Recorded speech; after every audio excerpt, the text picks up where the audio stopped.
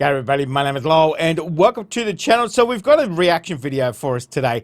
This is going to be 15 incredible geography facts about Alaska. So let's jump in. Let's have a look at this one.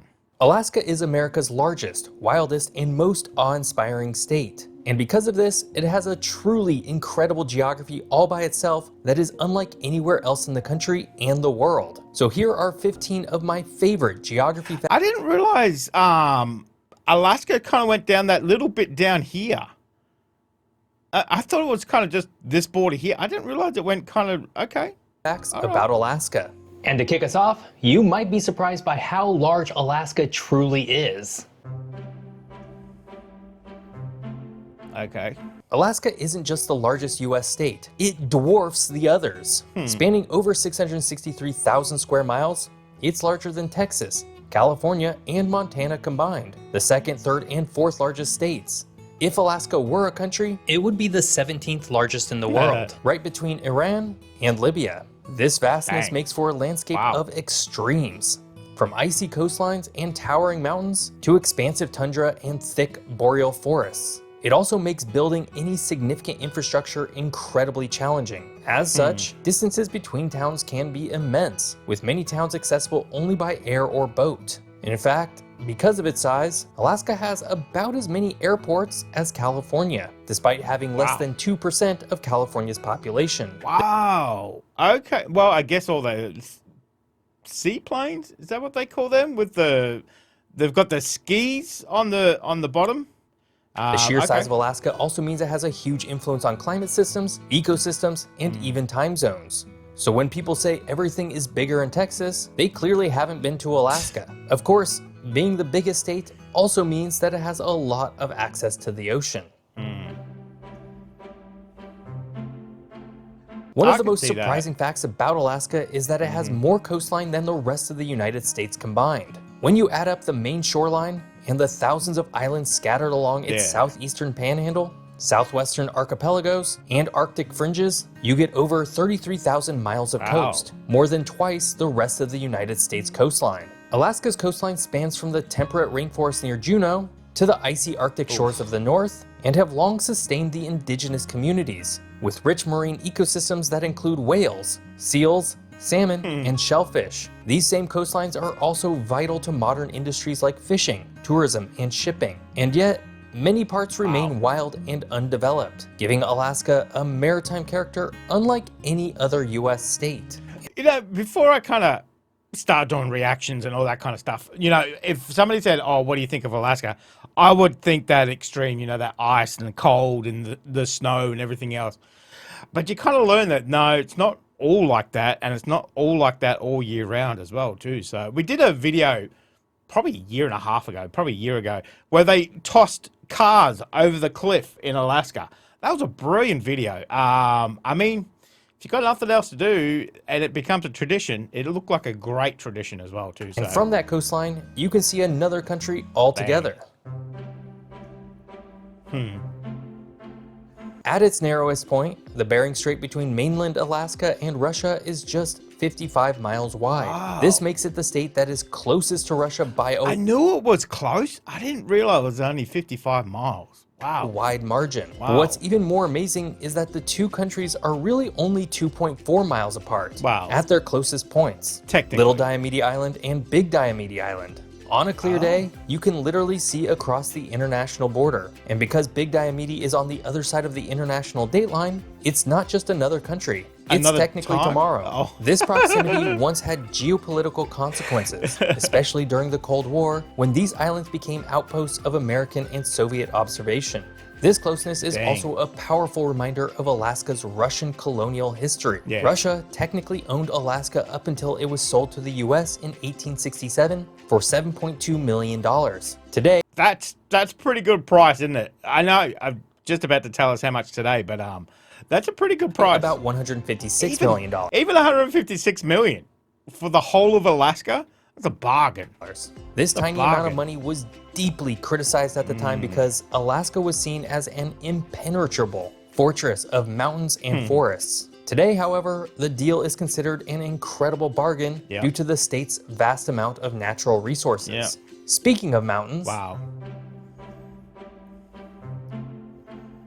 Towering at 20,310 Denali, yeah. feet, Denali is the highest mountain in North America and one of the most prominent peaks on Earth. Formerly known as Mount McKinley, it was officially restored to its indigenous name in 2015. Denali rises from the Alaska Range and is so tall that it generates its own weather systems. Climbing it is considered one of the ultimate mountaineering challenges due to its elevation, extreme cold, and unpredictable conditions. Despite its extreme height, however, Denali wouldn't even rank in the top 100 mountains globally, nearly all of which reside in the Himalayas. Surrounding Denali is the sprawling Denali National Park and Preserve, home to grizzly bears, caribou, and moose. For centuries, the mountain has held cultural and spiritual significance for Alaska natives, particularly the Koyukon Athabascans, who have long called it the High One. Of course, being a mountainous state along the Pacific Ring of Fire also means it's quite volcanic. Alaska isn't just snow and ice. It's one of the most volcanically active regions in the world. With more than 130 volcanoes and volcanic fields, many of them still active, it's part of the Pacific 130 volcanoes? Ring of Fire. The Aleutian Arc is especially volatile, where the Pacific Plate is subducting beneath the North American Plate. Eruptions are common and can send ash plumes high into the atmosphere, disrupting global air traffic because so many flights cross over Alaska on their way to Asia. In fact, it's predicted that Mount Spur could blow any day now. These volcanoes aren't very destructive though. Instead, they create new land and shape the region's geology. But what is destructive are all of Alaska's earthquakes. Now we're getting bloody earthquakes? Oh my god. Oh my god. Did you know that Alaska experiences more earthquakes than all other US states combined? Given its reputation, you might think that title belongs to California, but Alaska is far shakier. This is because the state sits at the convergence of several major tectonic plates, making it one of the most seismically active regions in the world. On average, Alaska records more than 20,000 earthquakes each year. The most powerful was the 1964 Good Friday earthquake, which struck with a magnitude of 9.2, the second largest ever recorded earthquake globally. That quake caused massive tsunamis, landslides, and devastation across south-central Alaska. Today, seismic monitoring is a major focus for both scientists and residents. I've never even heard of Alaska having earthquakes, or volcanoes for that matter. Again, doing these videos, we're learning something. Okay, very interesting. As Alaska continues to remind us that the Earth is always in motion. This is especially noticeable with Alaska's many, many lakes. Alaska is home to approximately 3.5 million lakes, ranging from small ponds to massive inland seas. This is millions of more lakes than Minnesota, the quote-unquote land of 10,000 lakes. Alaska's lakes were primarily formed by glaciers that carved deep basins into the landscape during the last ice age. The largest, Lake Iliamna, spans more than 1,000 square miles and is a critical habitat for sockeye salmon. Many of these lakes are remote and only accessible by float plane, making them what did I say? Seaplane, float plane. Okay, that makes more sense. pristine ecosystems ideal for scientific study. They also serve as vital freshwater sources, migration stops for birds, and seasonal highways when frozen. In a state with limited road access, Alaska's lakes are more than scenery. They're lifelines for some communities. Speaking of glaciers, 100,000. with over 100,000 glaciers, Alaska contains more ice than the entire lower 48 states combined. In fact, glaciers cover about 5% of the state's surface area and are constantly moving and reshaping the landscape. Some, like the Mendenhall Glacier near Juneau, are popular tourist destinations, but shrinking. Others, like the Hubbard Glacier, are massive and still advancing. Alaska's glaciers act as freshwater reservoirs and significantly influence local climate and sea levels. They also record environmental data going back thousands of years. Unfortunately, as climate change accelerates, many Alaskan glaciers are retreating, offering a front row view of how rising temperatures are transforming the planet. So while Alaska has glaciers today, it might not in the future. Of course, Alaska has so many glaciers because it's so far north. But did you know it's also very far east and west? Alaska is the only US state that can claim the geographic trifecta of having the easternmost, westernmost, and northernmost points in the nation. Point Barrow is the northernmost city in the US, located on the Arctic Ocean. The westernmost point is Cape Rangel on Attu Island in the Aleutians. And because the Aleutians cross the 180th meridian, Cape Rangel is also the easternmost point by longitude. This means that parts of Alaska lie in the eastern hemisphere. It's a mind-bending example of how geography... I guess it's because you're gone so far. Okay, you can't... Okay, that's confusing. I was going to say, how can that be? But that makes sense. Okay. And geometry don't always align with how we think about east and west. And of course, this also means that Alaska has a unique climate. Alaska is the only US state with territory inside the Arctic Circle. And as such, it experiences true Arctic climate conditions: long, frigid winters, short, cool summers, and extreme variations in daylight. The town of Utqiagvik, formerly Point Barrow, the northernmost city in the United States, doesn't see the sun for over 2 months in winter, and then doesn't see darkness for another 2 months in summer. Temperatures here regularly dip to negative 30 degrees Fahrenheit or lower, with wind chills far beyond. No. Anything under 20 degrees Celsius is cold for a Queenslander. Minus 34? Nah. Nope. That. This Arctic environment makes Alaska ground zero for climate change. Temperatures in the Alaskan Arctic are rising at more than twice the global average, melting sea ice, eroding coastlines, and disrupting ecosystems that have remained stable for millennia. In places like Shishmaref and Kivalina, entire communities are facing relocation due to rising seas and vanishing ice. This Arctic region may seem remote, but what happens here is shaping the future of global climate and geopolitics. As the ice melts, new shipping lanes open up, oil and gas become more accessible, and international interest in the Arctic is rapidly growing. Speaking of shipping lanes, Alaska's geographic position also helps it in this regard.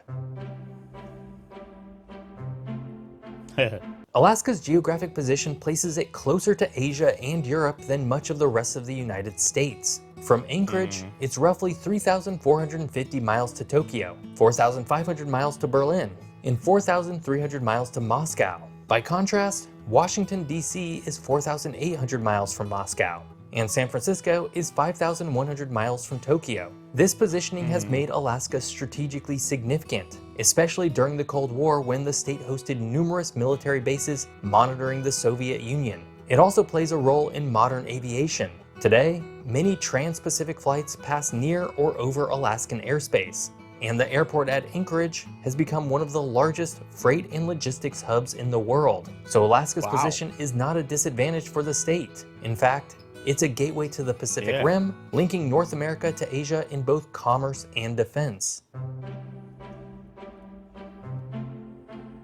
The Turnagain Arm near Anchorage has some of the highest tides in the world, with differences ranging up to 40 feet between low and high tide. The narrow inlet acts like a funnel, forcing seawater into a confined space and creating extreme tidal changes. This results in a unique phenomenon called a boar tide, a single wave that travels upstream against the current, sometimes surfed by brave locals. These massive tides are there's other places that get that boar tide as well. I've seen people surf them, not in Alaska, but I've seen people surfing them as well. Dramatic example of Alaska's dynamic coastal geography, and underscore the power of the ocean in shaping the land. And under these tides are vast expanses of gooey sand called muck, which is quite different from what lies under most of Alaska proper.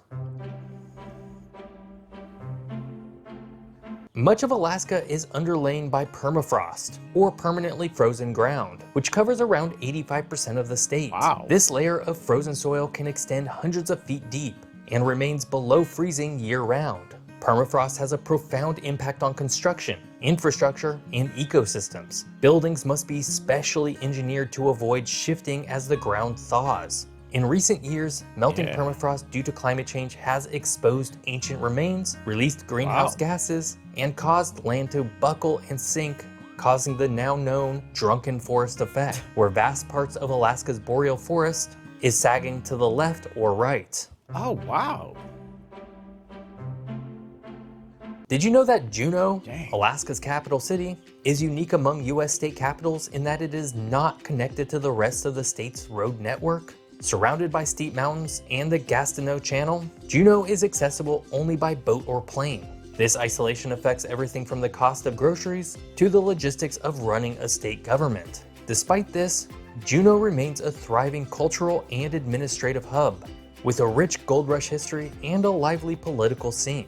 Its inaccessibility only adds to the mystique and character of Alaska's political heart. Wow.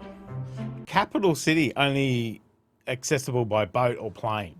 That's pretty unique. That's pretty unique. Wrangell St. Elias National Park and Preserve is the largest national park in the United States, spanning more than 20,000 square miles. That makes it 4 times the size of Connecticut, larger than the country of Switzerland, Jesus. and 6 times the size of Yellowstone. The park is a land of superlatives, includes some of North America's tallest peaks, largest glaciers, and most remote wilderness. Within its borders are entire mountain ranges, historic mining towns, and rich wildlife habitats. Despite its size, it receives only a fraction of the visitors seen at more accessible parks. For those that do make the journey though, Wrangell St. Elias offers a chance to experience the raw, untouched beauty of Alaska in its purest form. So, very interesting video. Learned some stuff today about Alaska. As I said, you know, that kind of naive pre-thinking about what you know of Alaska, ice and snow and frozen. Sure, some of it's like that, some parts of the year and whatever else, but didn't know about the earthquakes. Didn't know about the volcanoes, 130 volcanoes. That's a lot of bloody volcanoes. So all of that was new information. So, and then obviously, you know, capital city only accessible by plane and by boat. So very unique state, Alaska. Looks amazing though. The views up there, very cold, obviously the snow and ice and everything, but to see it in person would be amazing. Amazing. I know they have tours and the cruise ships that go up to the I think actually my mother-in-law's done an Alaska cruise. I'm pretty sure she has, up to one of the glaciers up there. Can't tell you which one, but I'm pretty sure she has.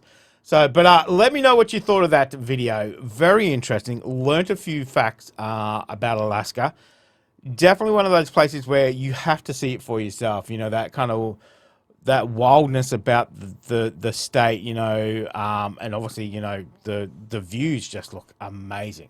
Absolutely amazing. So let me know if you enjoyed it. Thank you very much for joining us for today. Make sure you stay safe, and I will definitely see you in the next reaction video. Oh, you're still here? You want more content? Why don't you check out my Patreon down here? You'll get plenty more content and some exclusive videos over there too. If not, why not check out this one over here?